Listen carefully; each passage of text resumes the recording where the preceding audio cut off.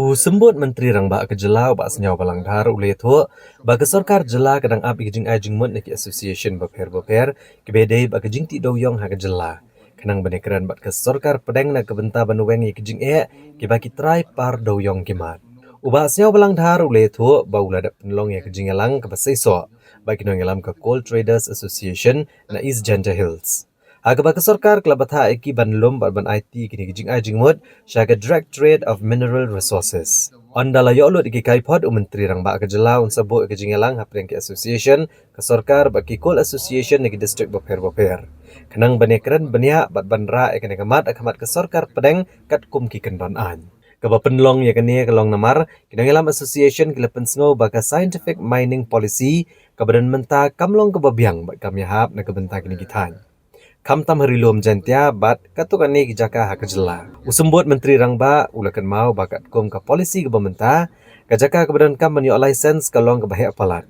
Keba penlong yang kam ke bae bat ke bajuat hado kata-kata ya kitrai par ke barit. Kumta ke Sorkar Jylla kan sekerpat ke Sorkar Preng ban penrit ke jingdan kam jaka ha ke polisi na ke benta ke Meghalaya. Bat halor ke open cast mining pad ulapan pau ba kamlong namar ka bon palat ke jinglut kumbagi pat ba ke lekerpat kumta ke Sorkar Jylla kan jim kya ban pensngo ya kini ke jing'e ha rilum jantia lamat ke jing'e ke bakrau ha ke yo kot na do ba ke National Green Tribunal ke lepenjari ya ke jingkhang lat banti bat chalani Dewiong na do ke senam arhajar kat sau namar kini ke jing saateng ke belakta ki traipar kinong ti ba kinong kit Dewiong bat kinong belabaro Kajantia Coal Owners, Miners, Suppliers and Workers Association Hapo kejing lambu presiden ubak Marshal SB Biam.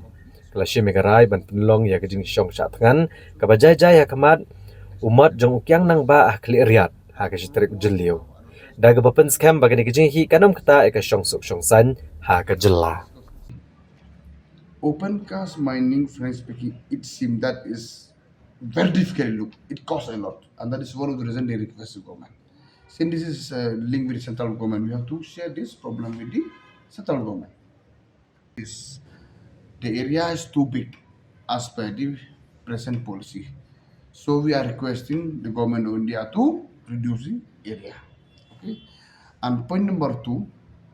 So point number two, it seems the present scientific mining policy is not feasible with the present location in Giant Hills, maybe in some other part of the state. So that's why what is the suggestion? Let them submit the suggestion and alternative. So we'll discuss it on the table in the presence of Honorable Chief Minister.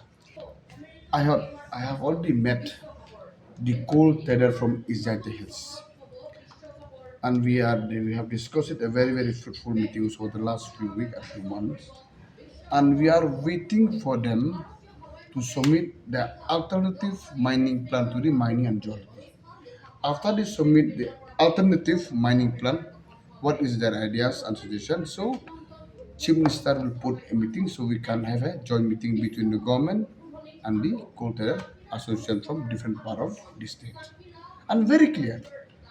That's why they said the present scientific mining is not feasible for these reasons. That's why we told them we require okay, then submit your alternative. What is your suggestion? And we're waiting for that. The Presently.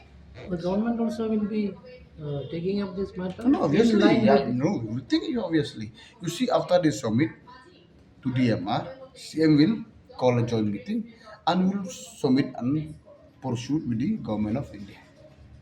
If everything is as per law.